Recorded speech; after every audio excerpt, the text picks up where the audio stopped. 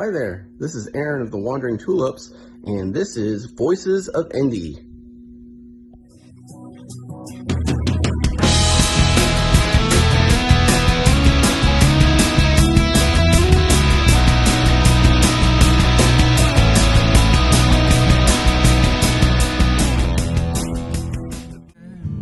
I never made the list. Just sleep on it tonight. No need to choose today. Don't rush to make a choice that takes the rest away. Welcome back to Voices of Indy. It is my absolute pleasure to have a very good friend of mine, a guy who's I'm trying to get you on the show for a while now. We've been talking since January, but he is a busy character, and there was that long pause on the podcast. But Mr. Aaron Lipp from the Wandering Tulipps, how you doing, Aaron? I'm doing good. I was thinking about that, and it's like, sometimes you see like these musicians who like get together to collaborate, and they're like, "Oh, we were trying to do it for years," and then they your schedule's finally lined up, and I was like, "Oh, that's Voices of Indy." That is quite literally how it's been for us. Yeah. And you have had quite the 2024. You already have 2 releases out, a full album and an EP, the Stagecoach Sessions and Secret Secrets. And you're getting ready to release a 3rd one. And, before we started, I basically called you the Beatles. We're just throwing up mediocre music just left and right. It's like, Well, okay, the Beatles didn't do mediocre music, but you're talking about quantity. Quantity, yes, I'm talking about quantity. Yeah. But it's, you've really made your mark on Indianapolis the last couple of years. Been so active in Indianapolis music scene, not just promoting yourself, but you have gone and bent over backwards promoting others. And it's one, I really should have had you on way before now. Shame on you. Truly shame on me. But I'm grateful to have you on the show just because we can, talk about all the different things from the output to the content to everything that you have going on to what may be happening in the future. And so thanks for being on the show, Aaron. Yeah, it's an overflowing well of things we can talk about. It really is. Yeah, there's no. And I'm glad to see that you dressed up for the occasion. Yeah, it's a rental. So, okay. Yeah, it's got to be back. It's got to be back tomorrow by noon. So noted. Yeah. Noted. So I don't want to spill anything on it. Smart. Yeah, no, I told you, I've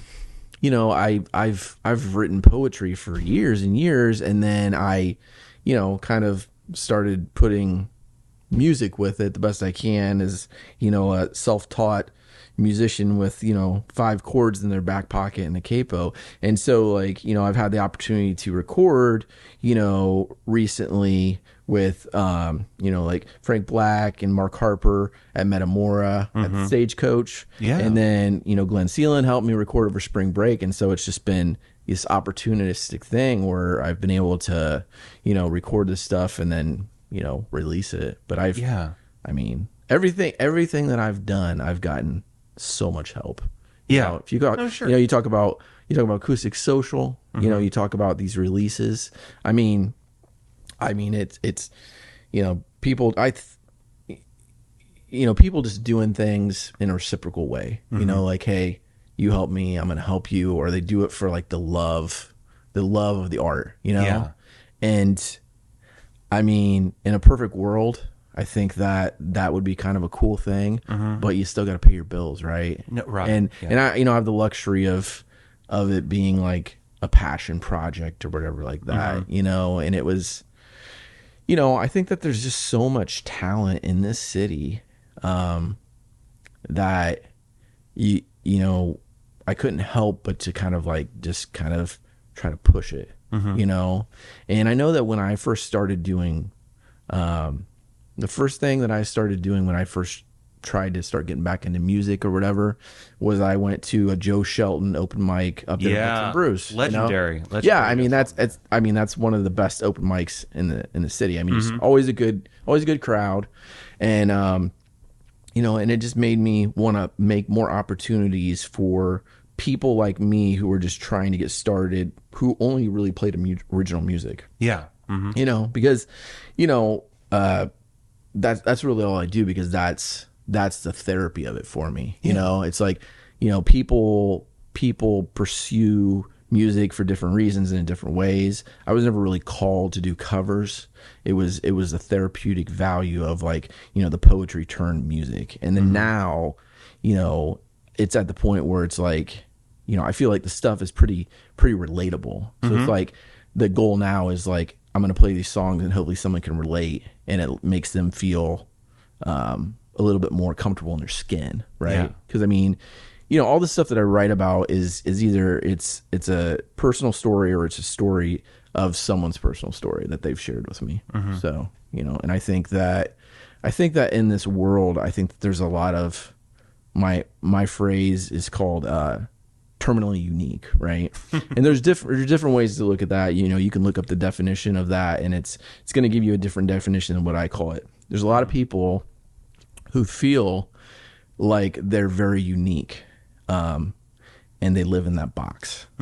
And because they feel unique and different, they reach out to Vice and they try to deal ineffectively with that uniqueness with their vices, whether it's sex, drugs, social media binging, gambling, and some of that stuff is terminal. It'll kill you. Yeah.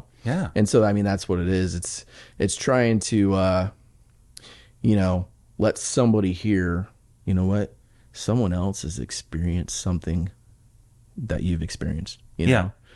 Take away that terminal uniqueness. So that is absolutely fascinating, and just a great way to kind of reach out with the music and break barriers in a lot of ways. Let's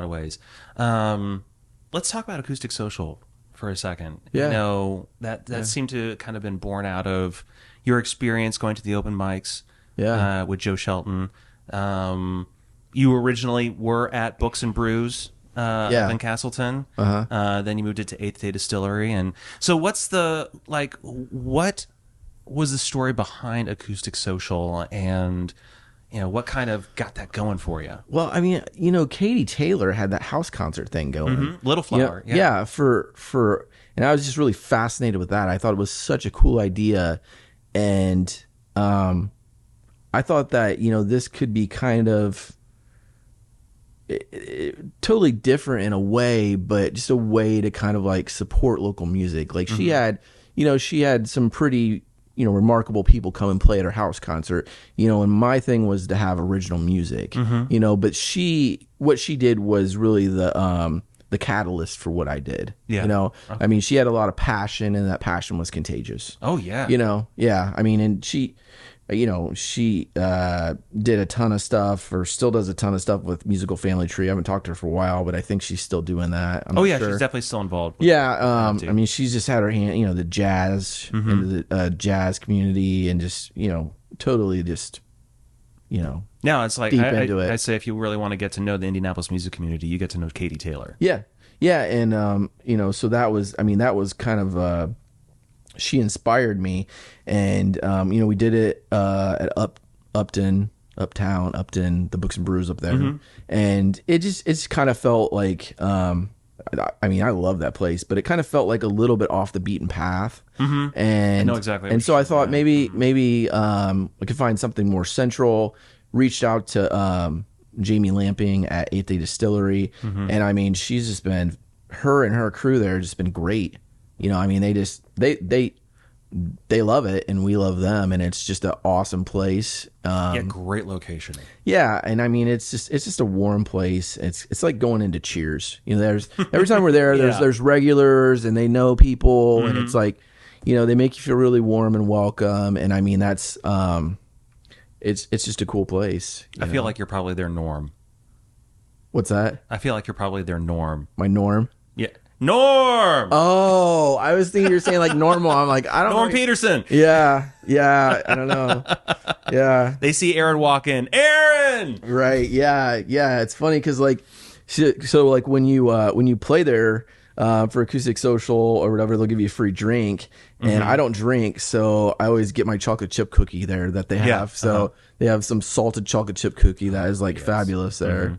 But yeah. So the last time I hosted Acoustic Social, because there's like Glenn has hosted, Glenn Seelan, Jeff Januszewski has hosted, Stephen Yarbrough has hosted recently, and so I haven't hosted a lot recently, really. They've really kind of taken over. And it's funny though, because I did host a couple months ago, and I walked up there, and then one of the bartenders she's like, "You want your cookie?" I'm like, "Yeah, I want a cookie." So yeah. So Nice. consistent and predictable.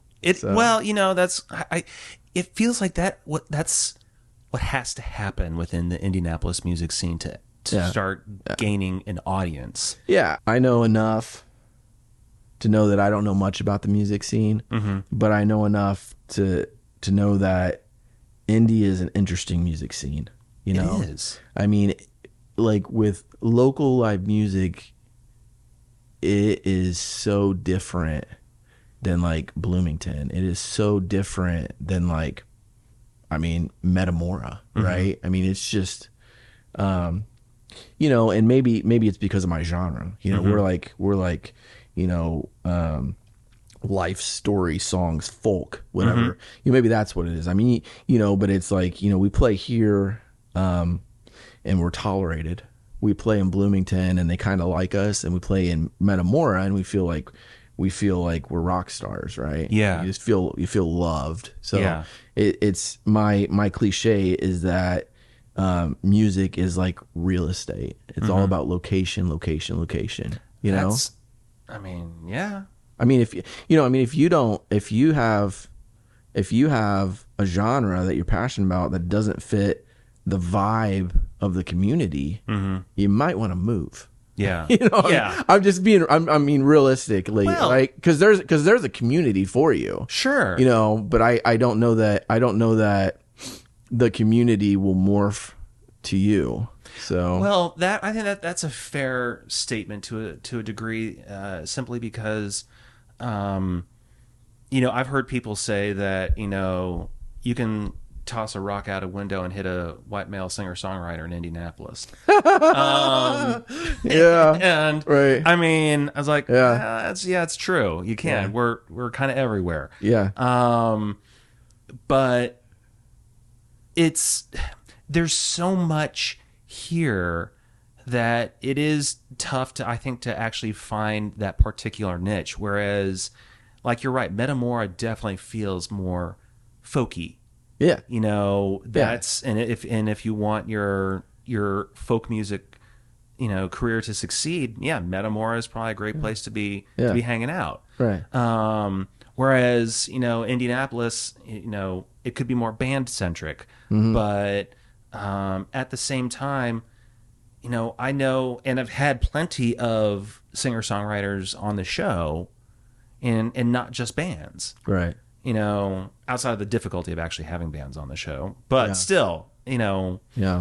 So I get what you're saying, but that really hasn't stopped you from like just totally immersing yourself in the local music scene and being one of the chief champions, it seems. I mean, there's definitely like a pocket of people, who are interested, wherever you go. I mean, you can always find a village, your village in the city. So, but Yeah. Well, I bring that up because I see that you have some props with you. Not Carrot Top type props, but Yeah. And if you've seen those, I'm looking at the hat specifically. If you've seen the hat, Yeah.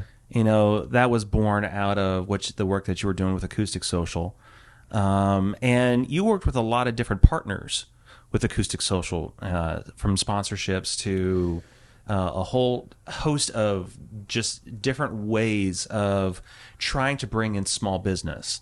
Yeah. And to supporting the local music scene. And I can't remember if it was someone on the show or I want to say it was. I just can't remember who said it.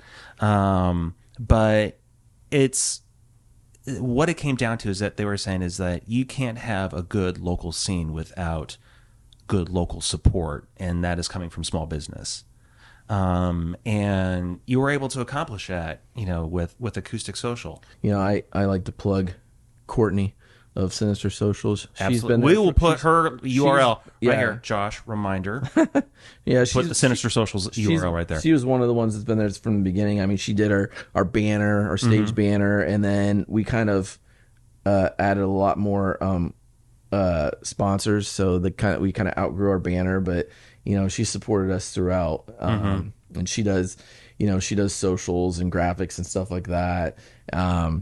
I mean, the Spark Coffee, Voices of Indy, he did the logo for us.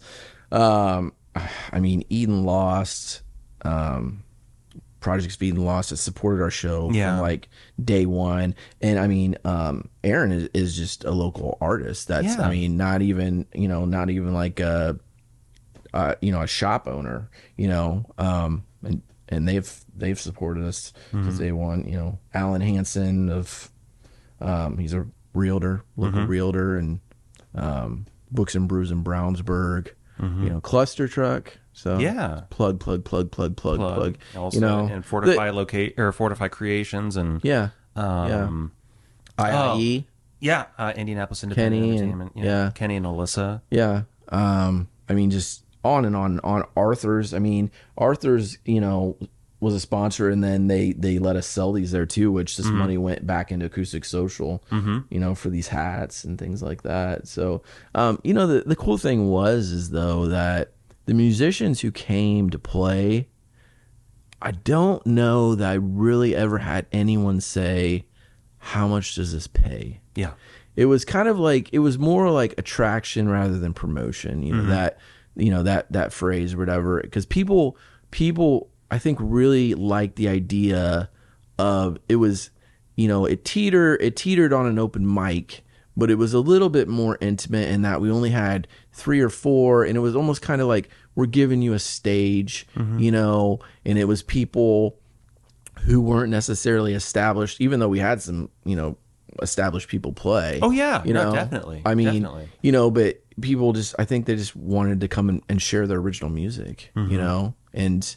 I think it's a lot easier to for the most part to play gigs where you do covers in the city. Absolutely. And so but people also want to they want to express their art, right? And so for them to be able to play originals and have a stage for that, was special to them. So and that's what I've appreciated about Acoustic Social and Eighth Day Distillery, because they definitely encourage that. Places like the Spark, they're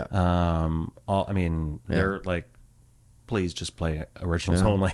But I mean, for reasons. But I mean, still, they don't discourage that. They're not like, okay, because we can't have covers, we're not going to have live music. That in fact, anything that's helped help the local music scene with artists who want to play their originals. Yeah, I mean, the cool thing about the Spark Coffee too, I mean, they're in Speedway. I think they have a couple more stores now, but the cool thing about them is they actually got contacted by was it BMI? Yeah, BMI or ASCAP, one of the two. Yeah, and they were threatening them about, you're playing cover songs there, you need to pay us.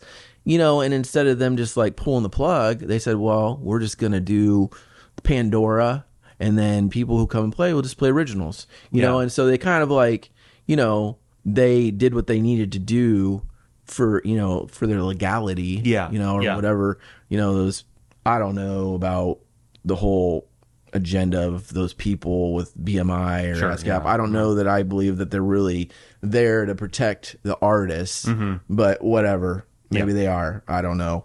But, they're like, okay, we're just going to do originals. And it's they, kind of still hung on to supporting local music. Yeah. And honestly, I appreciate that and prefer that in a lot of ways. I mean, I've played out in the donut counties, which I've learned apparently is only a political term here in Indianapolis. What is that? Yeah, the I've never heard donut that counties. So, for those of you who may not be aware, there is the donut around Indianapolis. Okay, gotcha. You know, Hamilton, Hendricks, you know, Boone, Morgan, Yeah. Shelby, you know, Yeah. Hancock. It's the donut around Indianapolis, and they loved their covers out in the suburbs. Do they? Out in the suburbs. Yeah. But there have only been there's only been one time I can actually think when I've actually been in a situation where they're like, sure, go ahead, you know, play your originals. And I was just like, you know what? I'm kind of feeling coverish tonight. Yeah. You know, and it's nice to have that option, right? yeah, it is nice to have the option. That flexibility. I mean,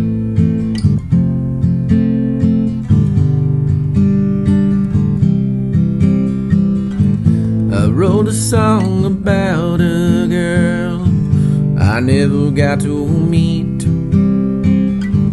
And when I sing it, I do so in a memory. I see a shirt with the names in print. Oh, it's a miracle that I never made the list. Just sleep on it tonight. No need to choose today. Don't rush to make a choice that takes the rest away. Trying to wrap my head around that which don't make sense. Like how you choose finality in an instant. Guess you snap out of this. These things are so. Just do your time, girl. Oh, and come on home. Just sleep on it tonight. No need to choose today. Don't rush to make a choice that takes the rest away.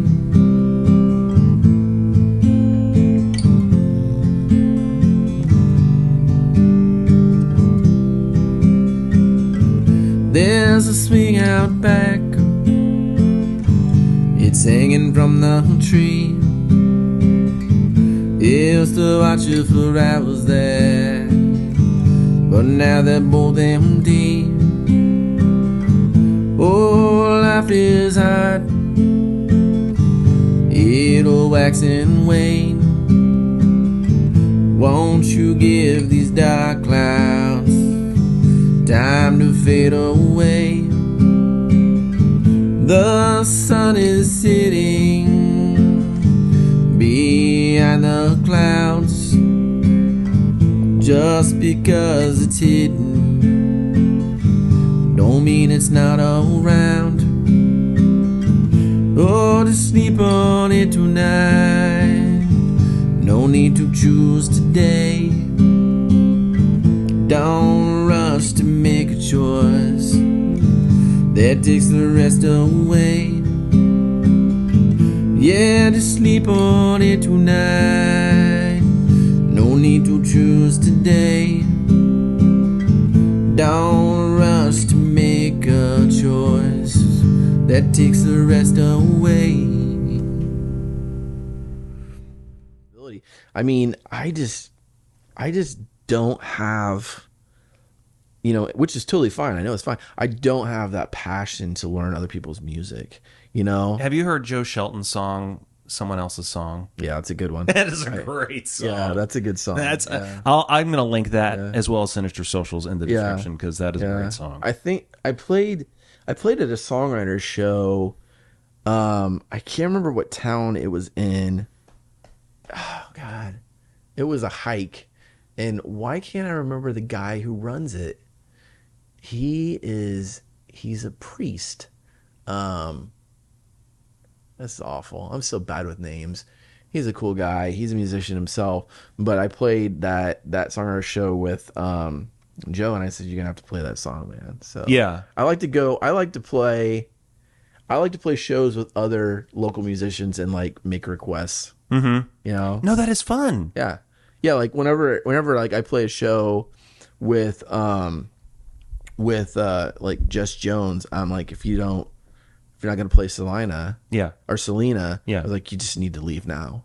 So, you know, and you That know, is truly one of his best songs. yeah, and I mean, Glenn Sealand has that song about the wildflowers, you know, Yep. Mhm. and you know, Which is a new one for him this year. Yeah. yeah, and you know, Elizabeth Lee, 30,000 Chances. I was like kind of so hooked into that for a while, and then I saw Squirrel, and then I went in another direction. But I was just kind of like binging that song for a while. I mean, it's just inundated with talent, you know. is. And it's like, you know, it's like Rhymacide will say, he's like, you know, we have like all the tools, we have all the talent. It's about the exposure, you know. I mean, there's people who will never make it big who have just like a sick amount of talent. Yeah. You know, it's about, you know, being in the right place at the right time. You know? No, it really is. It really is. Yeah. So. And it's good to have had the, you know, things like Acoustic Social or what I've done with Coffee, Comedy, and Music, just to be able to provide people that opportunity to Yeah. to play their music and to be heard. And but yeah, I mean, probably the toughest thing in Indianapolis is getting an audience. Yeah. It seems.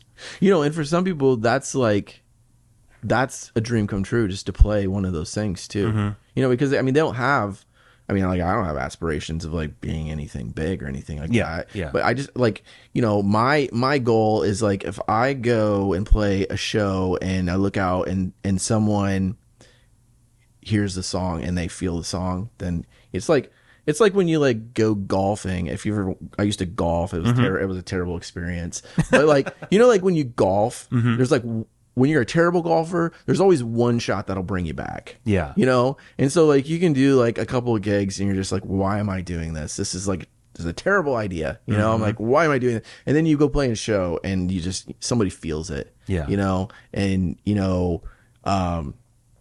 there's certain songs that I play that are kind of like, will kind of grab your heart a little bit, and you know, might make the person tearful, and you shouldn't be happy about making someone cry, but you know, you feel like you've done something, you know, like they've related to it, like I said. So yeah. No, I think about your song "Propagate You" when I think about that song. When I think about I mean, that's a good sign. That's Caroline's favorite song. So, you know, it's funny because like how certain songs that I really like, she won't necessarily like, and certain songs that she really likes of ours. Yes, yeah. That I'm just like, you know, it's okay. Yeah. You know, it's kind of, it's funny, but you know, having played not a lot, but as much as I have now, I've got a good gauge of what songs resonate well. Yeah. And, you know, like we talked before we started this interview about like, I feel like if a song comes to you and you feel like it's a meaningful song to you or to someone else, it's like a gift from wherever, you know, whatever you believe in. Right. Sure. Yeah. And so, I forget where I was going with that, but yeah, I lost track. That's okay. That's okay. You had a mental squirrel moment. I did. That's like actually like the story of my life, honestly. Yeah, I forget where because I started here. You did. And then I went over here, and then I jumped to here, and I forgot where I was over here. So well, sorry. No, it's okay. It kind of happens a lot with me. It's okay. I'm sure that won't completely surprise you. No, it won't. It won't. Or our listeners / viewers. We've known each other long enough to know that, you know, what goes on in here is like a acid trip where there's no acid involved. So, you know, yeah, it's funny. Like, you know, I think about, and I've talked to people, I'm like, you know, like in my 20s, you know, I did some things that I don't do now. And like, I think, okay, I don't know that like those things really like produced anything different in my brain. I think they just made me more aware of what was going on in my brain.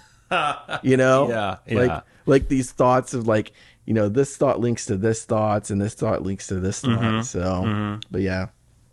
But yeah.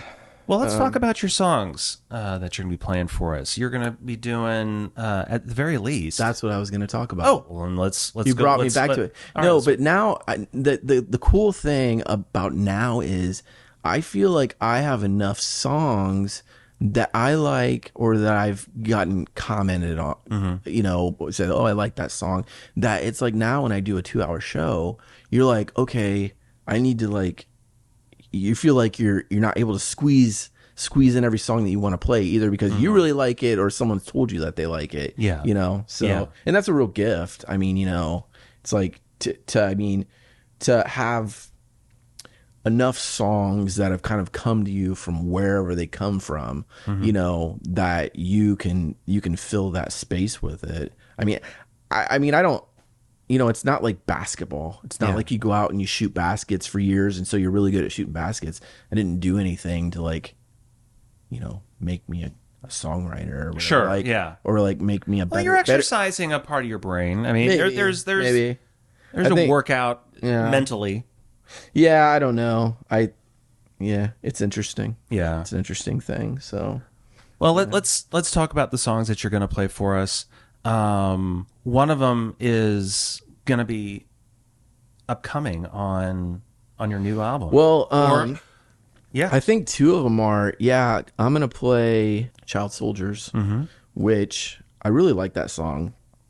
It feels weird to say that, but I really like. I listen to that song a lot. You know, yeah. I think that like the thing of writing music, playing music is therapeutic, but I think for me, listening to those songs is also kind of therapeutic to me. It's kind of like meditative, and it's like it's kind of weird to say, oh, like I really like listening to my music because it kind of sounds like in my brain it sounds kind of vain, but it's like it's just a therapeutic thing. Sure. But I really like that song right now, and so I'll play that one, and then I did an EP that's really kind of like 3 songs taken from the album that's coming out in November, and I'll play a song called "Come On Home" from there. And those songs were kind of linked together based on a story that someone shared with me.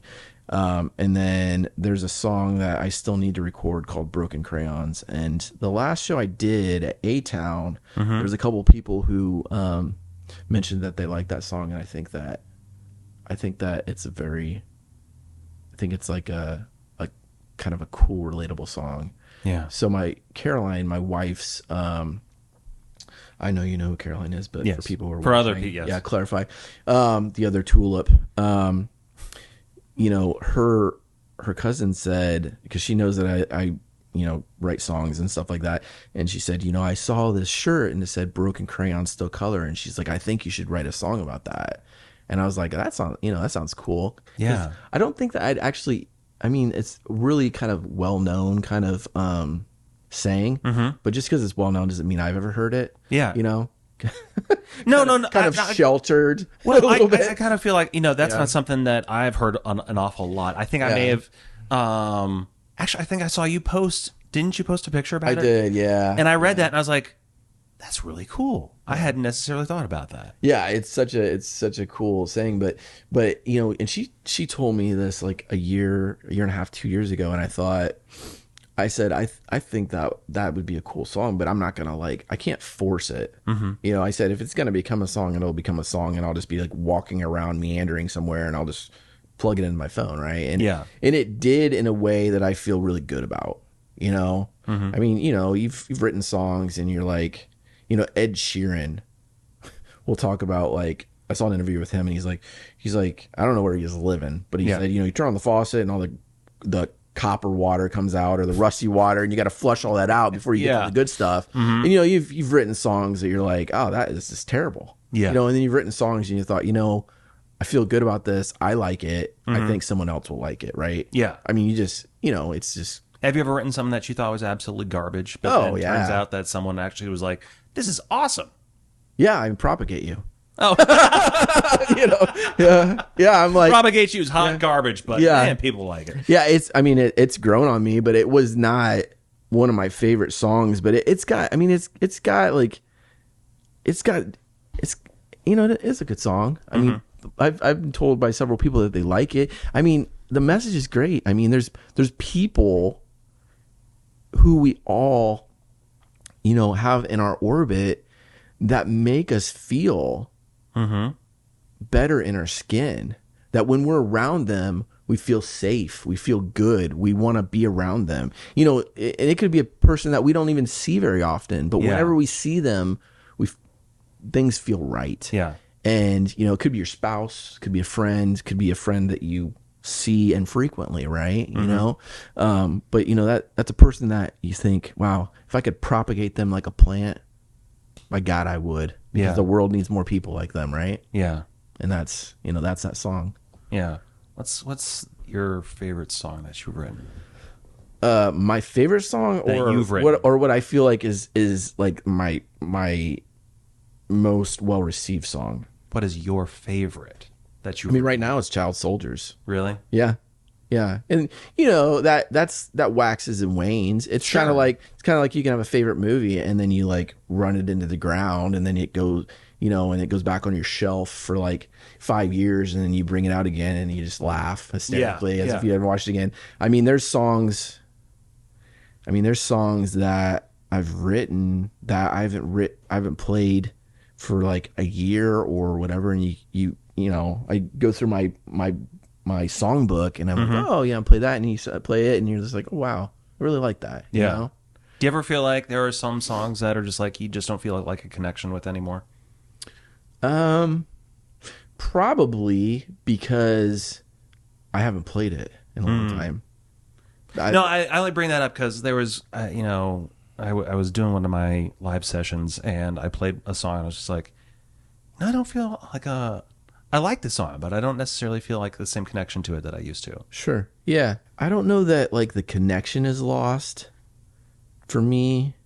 I think it's just maybe it wasn't as likable as a song. Gotcha. But I get what you're saying. Yeah. I mean, I know what you're saying, and I don't even know if you're saying like that, you know, you're in a different realm of your life or a different chapter of your life, but that can be it. It could be, but I don't even necessarily think that's it. I think it's just like, you know, you're like run its course. Yeah. Kind of feeling, Sure, that makes sense. I mean, but I think too that like, you know, I guess what you talk about with like working that muscle of like songwriting, I think is like, you know, my songs have morphed in a way, and I think that if you were going to ask someone outside looking in, they would probably say that the songs have gotten better. You know, and that's because of not necessarily like me so much exercising the muscle, I guess, but I've been able to play with other people. You know, like, you know, during COVID, finally like took that leap of faith and thought, you know what, screw this, I'm gonna like try to find some people and form a band. You know, because I always wanted to, and it's kind of like bucket list, you know, and a lot of fear with that, right? Because you're like, I mean, you're very vulnerable, right? You have written these songs that it's a piece of you, right? I mean, it's not just like a piece of paper, you know, with words and it's part of you. You know, it's something that you feel. And to say, okay, I'm going to try and find these people and play, and then for them to say, you know, I don't really care for it, which honestly doesn't even necessarily mean it's not good. It could just be you found the wrong people, right? Yeah, no, exactly. But regardless, you're putting yourself out there, you know, just like you are when you go on stage. Yeah. But you know, luckily the people that I played with stuck around for a couple years, and they, you know, it was good enough for them. Yeah. And they actually knew what they were doing. Yeah. Like I told you before, I mean, they knew like chords and keys and theory. Yeah. I have no idea. I don't know what I'm doing. You know. So, Neither does Paul McCartney. Yeah. So take that, yeah. You know, it's funny. You know, we talked about influence before we started this interview, and I said that I don't really like to learn other people's songs because I'm afraid it will I'll just rip them off. And we kind of talked about that. That's not necessarily a bad thing.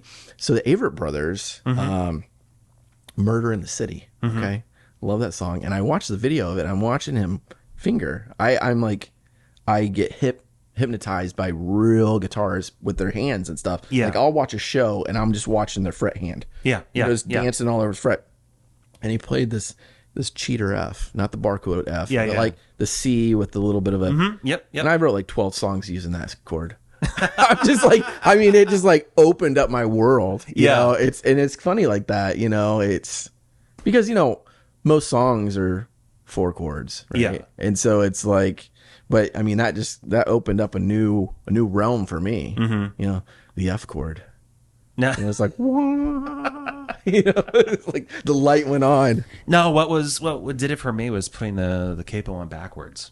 Yeah, because you'll do like a double capo too. I will do a double capo. Crazy. And honestly, that is guy. That is because, like I realized that the backwards capo only works on the 2nd fret, so you have to play an E.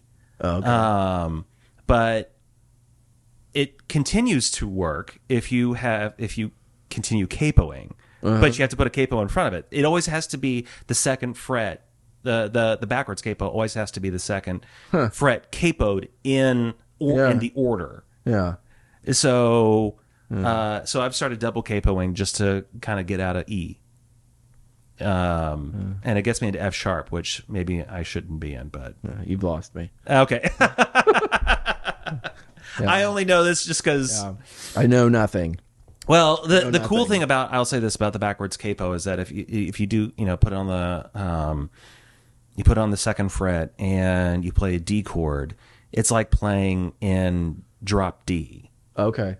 Yeah, I've had a friend who I've sent songs to in the past, and he's like, "You should do drop D," and I'm like, "Well, I can barely play the guitar now. I mean, I don't know. We want to change the tuning, right? I mean, let's not get crazy here."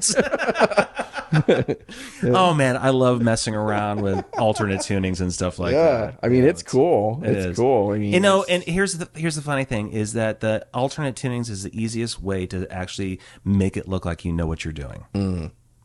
Because if you can just if you can figure out those same chords in an alternate tuning, right, then it just looks cooler because you're doing something else. And so I mean, I think that if like someone like tuned my guitar to an alternate tuning and they said, "Hey, here's 4 chords that will work together," and they showed them to me like the shapes, I could probably do some stuff with that. Yeah. But, I mean, left to my own devices, it's going to be ugly, right? It's not going to go well. So that's fair. yeah, That's fair. I'm going to get my feelings hurt. Yeah. Well, Aaron, we've come to the end of a very fun conversation, and I honestly feel like we've just basically scratched the surface with you. Yeah. Where can people find you online? I mean, on my Facebook, there's incessant, nonsensical posts and things. They like are, that. especially regarding fanny packs. Yeah. I mean, I just think we need to normalize them. No. So. But I thought you were supportive of it. No, that was not a supportive gift. Okay. I thought you were. I'm uninterested in that opinion. Okay. Well, I mean, you're, No. it's all right to be wrong, Josh. No, but I mean, I'm on Facebook, and I mean, we had a web page, but then I think we turned that into the Acoustic Social one. So yeah, I mean, our music is on the Spotify and all that stuff. It's kind of funny. I did not know we were on Bandcamp until 2 days ago when Steve Feldman, do you know Steve? I don't. He played Acoustic Social. Okay. Great guy, local musician, and he bought the album on Bandcamp, and I forgot that. So Brandy, like, Jewel, I mean, helps me out with Parkside services. Yeah, I mean, she helps with Acoustic Social so much and does videography, but she also helps me just like stuff that I have no idea how to do. You know? Like you the other day when I messaged you and like, hey, can you make this picture a little bit bigger so that I can like put it on DistroKid? And you're like, yeah, and I have no clue.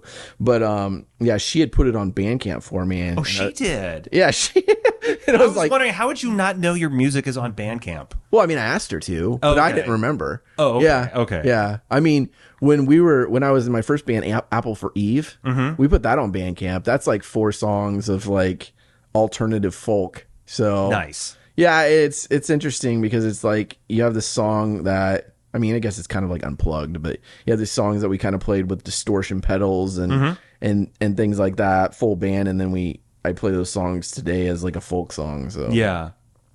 yeah, Good so, stuff. Good stuff. Yeah. Well, Aaron, thank you for being on the show this Yeah. week. I really appreciate it. Yeah, And this is a great show. I like to listen to it and watch it, so it's nice to be on it. Yeah, So, it's wonderful to finally get you on here after all these years, so to speak. good times. Good times. Yes. Yes. So, Aaron, thank you again for being on the show, and Aaron is going to play us out. We'll see you again next week.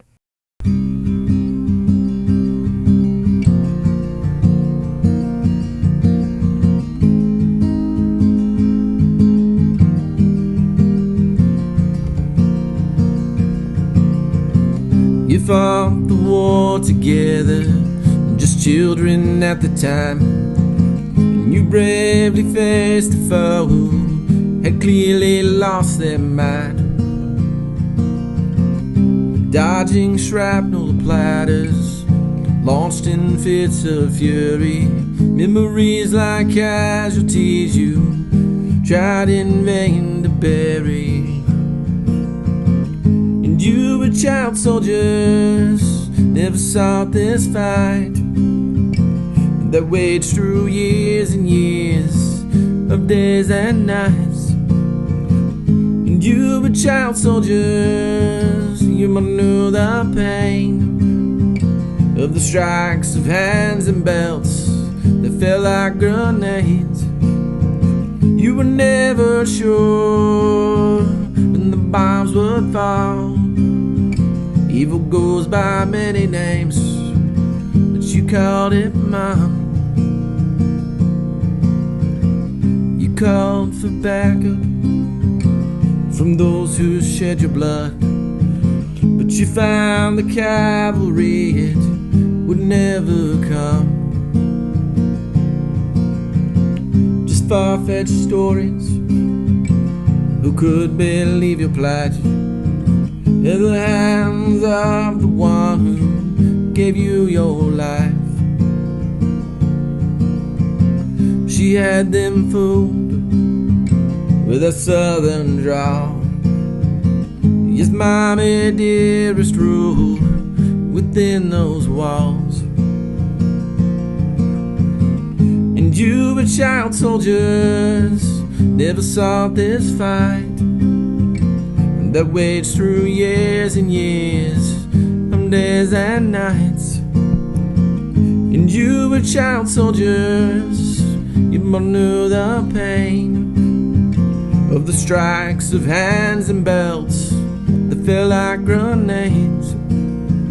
You were never sure when the bombs would fall. Evil goes by many names, but you called it mom. The Midwest Lake House we all now see was the perfect blind for her tyranny. On the outside it looked like a home, but the rooms and halls, they were a war zone. And you held no ground in this fight, 'cause you never knew which spaces were the front lines. And you were child soldiers, never sought this fight that waged through years and years of days and nights. And you were child soldiers, you both knew the pain of the strikes of hands and belts that fell like grenades. You were never sure when the bombs would fall. goes by many names, but you called it mine. You were never sure when the bombs would fall. Evil goes by many names, but you called it mine.